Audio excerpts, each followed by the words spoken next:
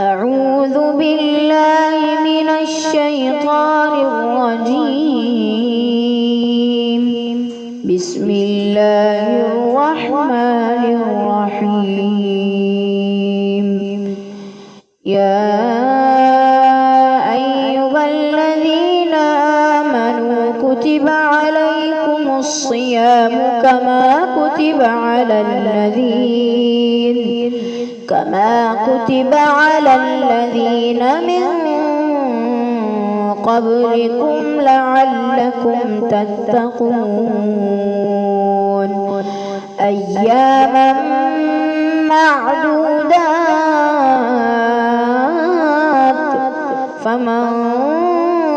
كان منكم مريضا أو على سفر فعدة من أيام أخر وعلى الذين يطيقونه فدية طعام مسكين فمن تطوع خيرا فهو خير له وأن تصوموا خير لكم إن كنتم تعلمون شهر رمضان الذي أنزل فيه القرآن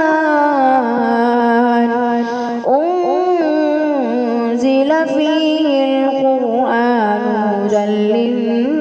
للناس وبينات من الهدى والفرقان فمن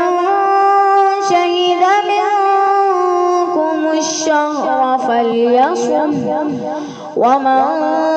كان مريضا أو على سفر فعدة من أيام أخر يريد الله بكم اليسر ولا يريد بكم العسر ولتكملوا العدة ولتكبروا الله على ما هداكم ولعلكم تشكرون وإذا سألك عبادي عني فإني قريب أجيب دعوة الداع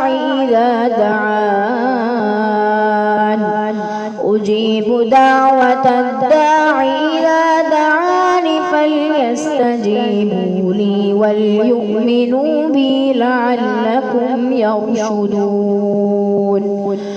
أحل لكم ليلة الصيام الرفث إلى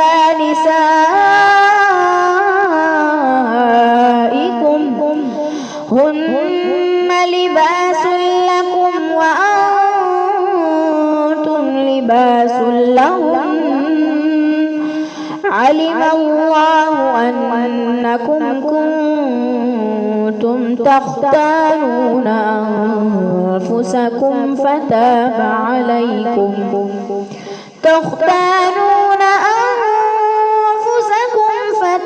عليكم وعفى عنكم فالآن باشروهن وابتغوا ما كتب الله لكم وكلوا واشربوا حتى يتبين لكم الخيط الأبيض من الخيط الأسود من الفجر ثم أتموا الصيام إلى الليل ولا تباشروهن وأنتم عاكفون في المساجد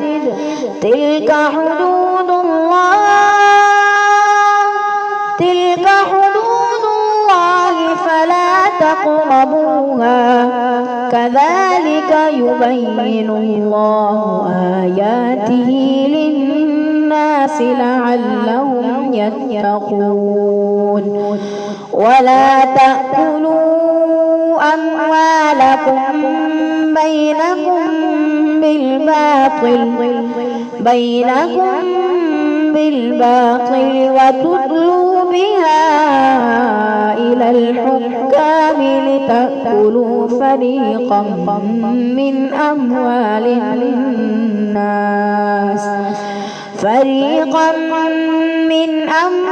الناس بالإثم وأنتم تعلمون. صدق الله العظيم. उलमा व अवाम में हाइल खलीज दूर करने की एक मुनफरिद काविश।